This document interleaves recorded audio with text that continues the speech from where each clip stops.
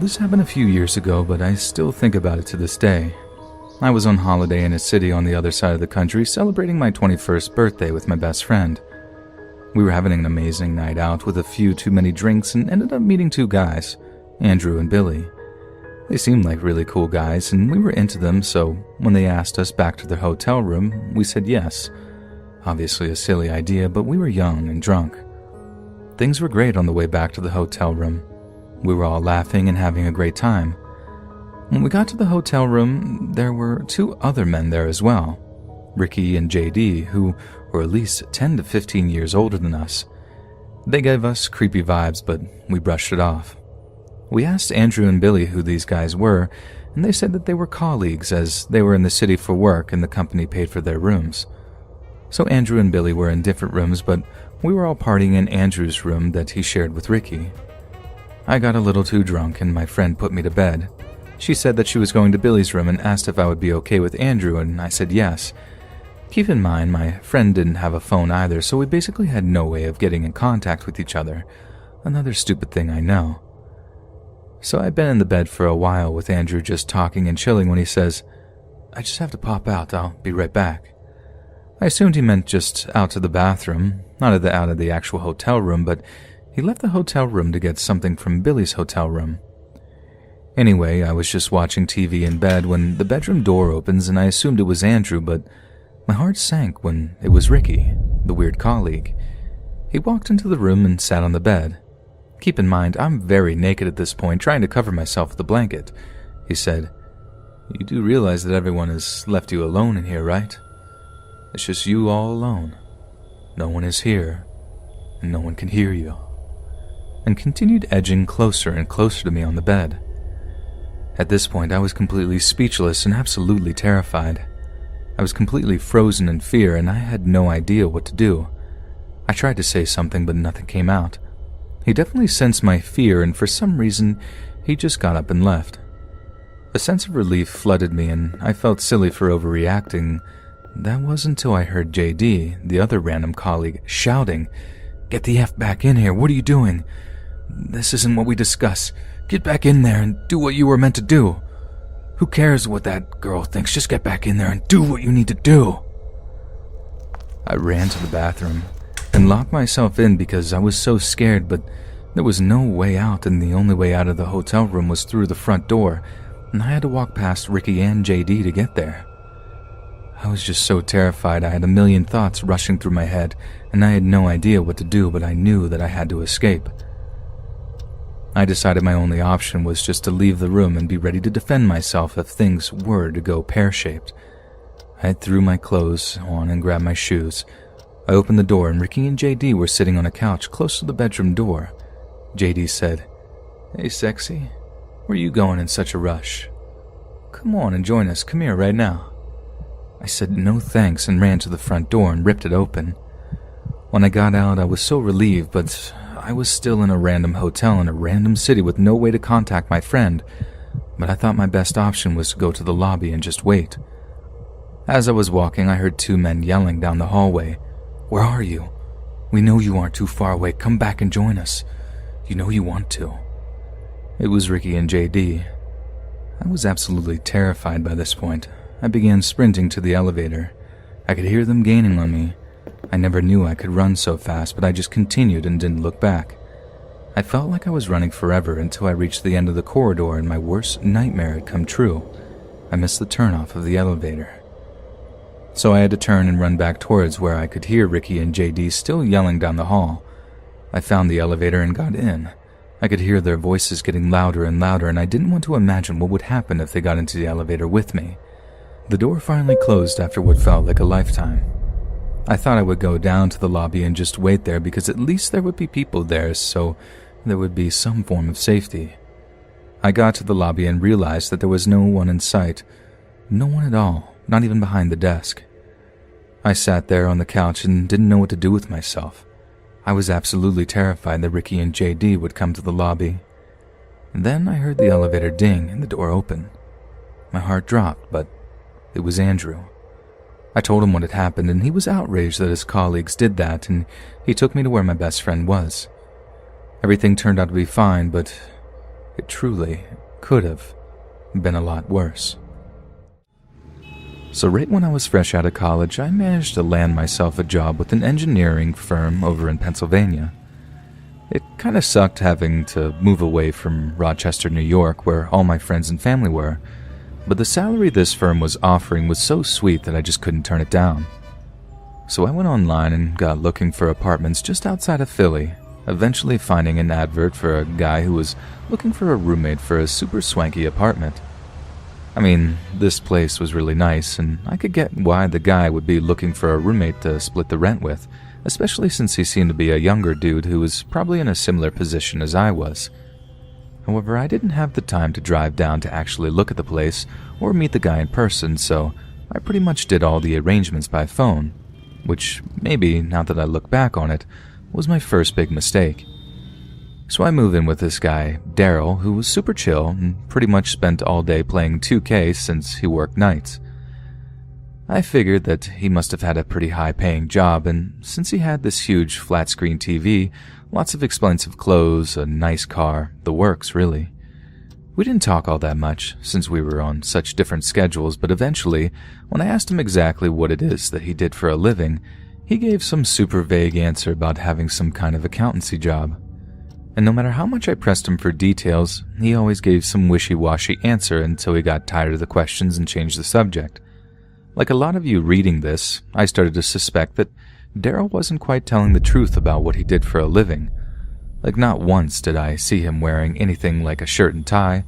All his clothes were super upmarket, sure, but they were all super casual.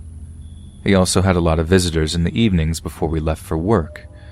At first, I figured they were just friends of his, but there were a handful he didn't seem all that close with. And every time they stopped by to see him, at some point they just scuffle off into Daryl's bedroom for a while, talking in hushed tones before the visitor eventually left. I knew something was going on, but as embarrassing as it is, back then I was pretty naive. Besides that, I really didn't think it was any of my business. The last thing I wanted to do was upset my new roommate and screw away such a sweet living arrangement. So, this one Saturday, I'm in the local 7-Eleven just like a block away from the apartment, when this dude comes up to me as I'm looking at coffee and asks me if I'm the guy who lives with Daryl. Obviously, I'm all like, yeah, good to see you, dude.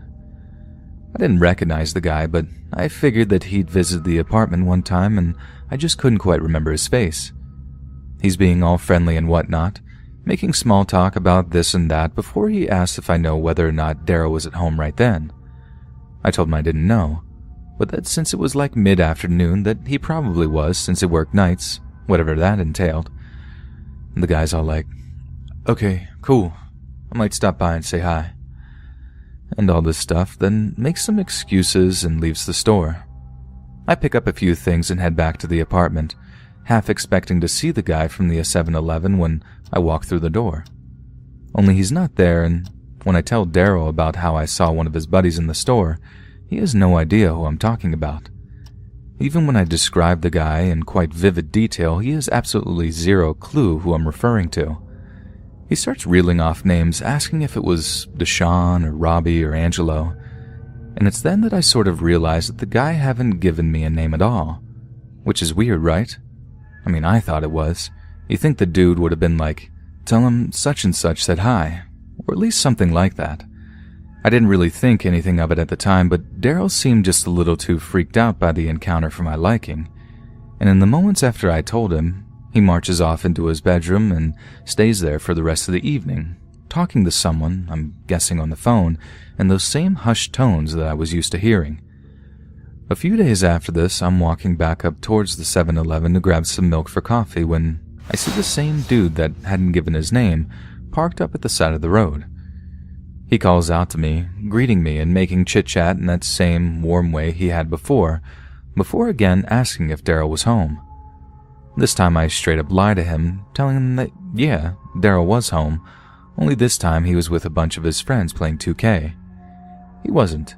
He was actually out visiting family across the city, but there was something about this guy that I really didn't like. I quickly make an excuse telling him I had to go, and it was only then that this guy's demeanor started to change. He wasn't all smiles and laughs anymore. He just eyeballed me as I walked away, and he was still there when I walked back, just watching me as I walked towards our apartment. I should have seen it coming, and I feel like such an idiot for not knowing what I was headed for. But I guess in hindsight, it's always 2020.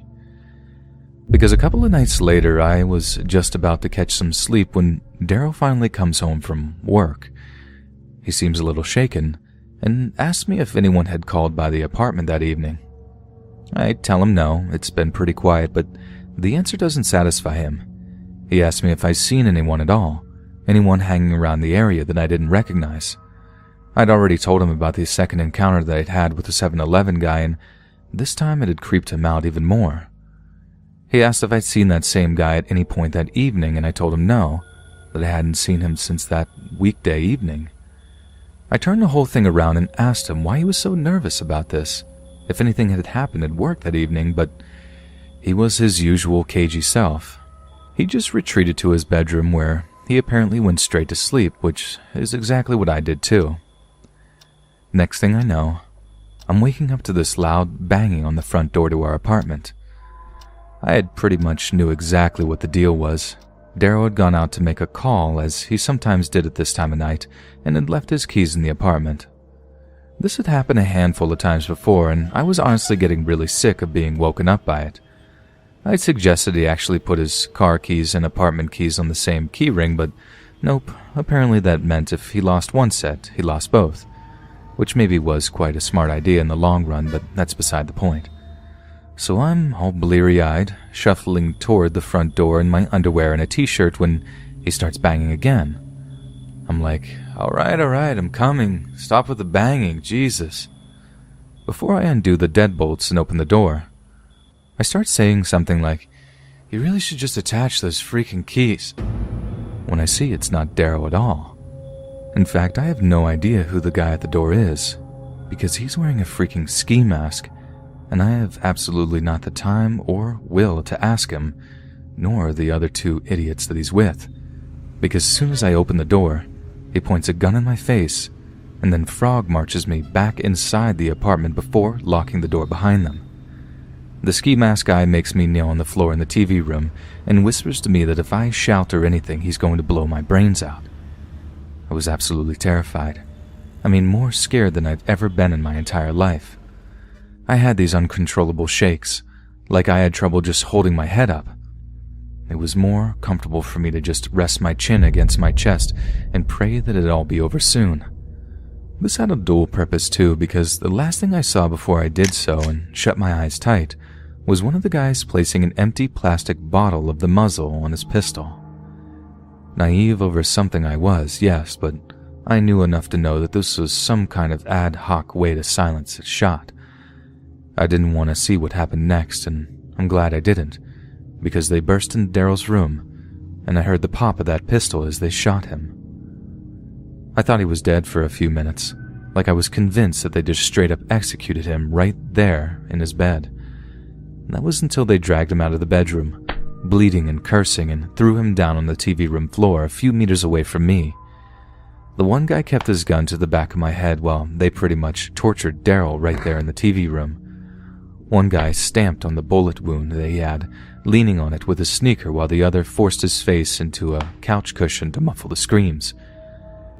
I mean, it was all obviously horrible what they were doing, and that was disturbing enough. But what really got me was how they seemed to enjoy the whole thing, how they seemed to take an immense amount of personal pleasure in causing us both as much pain and distress as was physically possible. It was like hearing Darrow's cries of pain was the funniest joke they'd ever heard, how the sight of his blood was the most fascinating, satisfying thing they'd ever seen. And it was then that it all came out. Like I said, you might have guessed what the deal was by now, but I pretty much had no idea back then. I was just so young and dumb. Daryl was a drug dealer and this was a robbery. So they beat the life out of him until he finally spoke up and told them where he kept his money in his stash. But I mean, for a while there, I thought they might have gotten the wrong place. Daryl flat out denied knowing what they were talking about and insisted that they got in the wrong place and how there was nothing to find there. But in the end, he broke and told them. They then took to clearing him out, and from what he told me, after he'd been discharged from the hospital for a fairly superficial gunshot wound to the shoulder, they'd taken him for about $20,000 plus. I had to cover Daryl's rent for a few months until he was well enough to get himself a real job. Turns out he was an actual college graduate with a business degree and was dealing in college to make a little money. When he graduated, the money came too easy that he just didn't bother to get a legit job. He wasn't a gangster. He just didn't have that kind of personality, which I suppose is what made him the perfect prey for the actual criminals that broke in that night. We got over what happened, but obviously Daryl still has this big old scar on his shoulder, a reminder of one of the worst nights of our lives, one that'll always be with us no matter where we go, or what we do, or who we become.